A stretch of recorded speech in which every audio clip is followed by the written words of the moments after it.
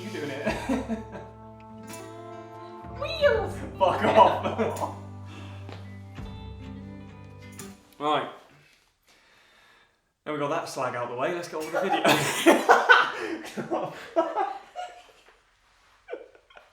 Am I allowed to say that? That's going in the video. So for those of you that don't know, before I get going with this video, Saddleback, who are a team sponsor of the team that I race for, they very, very kindly have provided me with this MV disc over here for a couple of days, or well, a week or so now, to race at the Castle Combe 10 mile TT to try and go sub 20 minutes. I've had a number of efforts where it hasn't gone quite right and I haven't been able to get sub 20. Finally, on the last attempt, I did go sub 20, so I'll link to that race day video in the cards above. Please do go and check that out after this video. I have been using the MV7 7.8s. Those are from Saddleback as well. They're phenomenal wheels, but they let me borrow the MV disc, and I'm incredibly grateful for that. So again, first of all, to Saddleback, thank you so much. Thought I would just do that, is compare the disc to the 7.8s. Now, obviously I've only been riding it for a week or so. You would only ride this disc, I mean, on like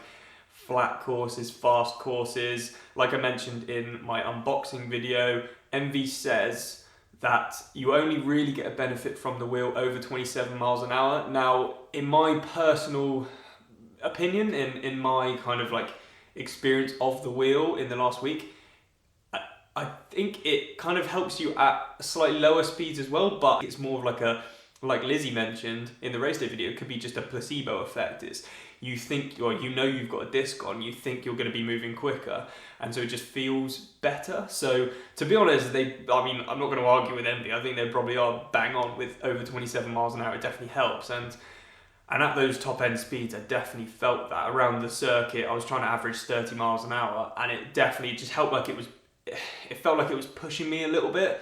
I still obviously was trying bloody hard, but it did feel like it was more consistent. It helped me kind of sustain those higher speeds. The 7.8s are a phenomenal wheel, and a disc is incredibly specialist. So if you haven't got yourself a set of race wheels yet, I definitely wouldn't go for a disc. I would go for some deep section wheels. I would recommend the 7.8s if it's in your budget, because they are phenomenal, honestly, absolutely incredible.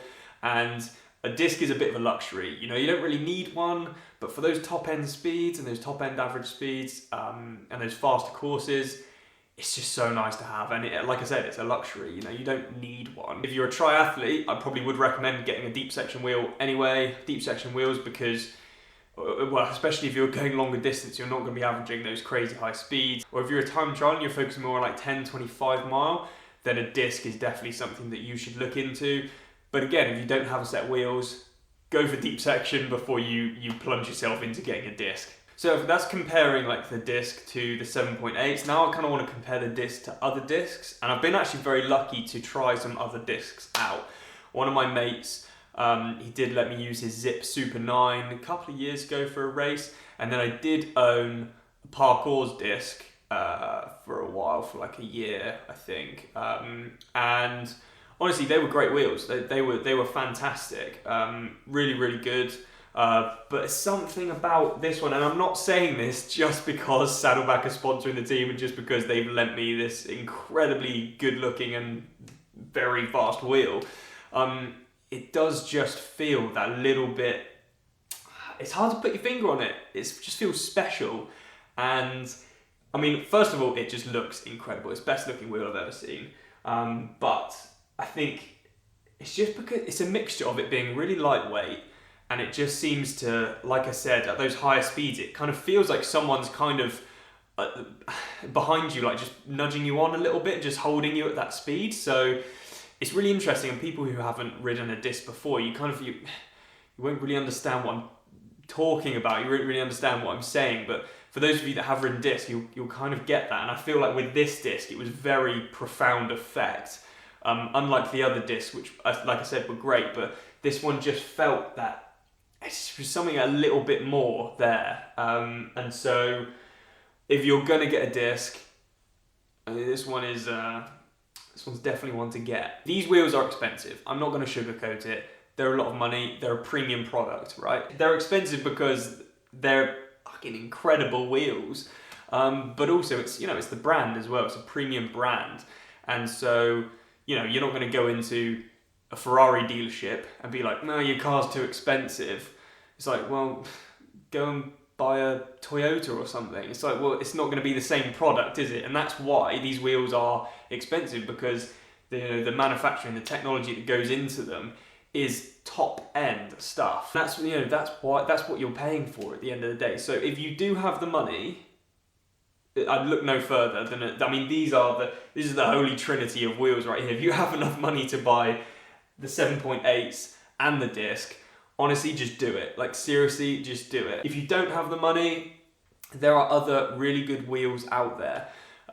You don't have to splash out on stuff like this. But what I would say is you're paying for premium quality stuff, and it does feel premium as well. Like I've mentioned in the past, I've ridden a number of wheels, deep sections, shallow wheels, and these are the best feeling wheels. They just feel robust, they feel solid, they feel quality. Again, like a shout out to Saddleback. Thanks so much for sending this disc out to me. I really do appreciate it.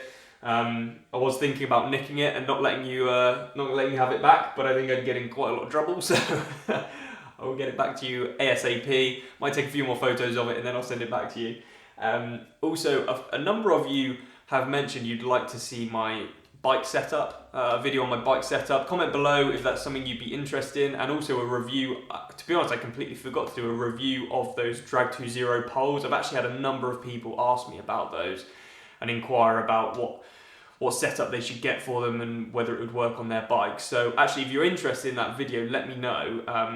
And I've been talking to Callum Hughes, who I did the original fitting of the Drag 2.0 poles with, and we're going to come up with like a series of videos, and he's really excited about it, I'm really excited about it. We've got some really cool ideas. So if that's something you'd like to see, again, drop that in the comments section below. Some really cool things happening actually, and really interested to kind of like get as much stuff out to you as possible that you're interested in. So if there is a specific video that you do want me to cover, do drop it in the comment section below. Let me know what you thought of those topics I've just mentioned, and I'll get them done. Yeah, I do just want to hint to quite an exciting thing that's going on. We've got a new puppy in our house, so that's probably going to be the next video. So literally nothing to do with bikes or triathlon or whatever it is, just a video about a new puppy.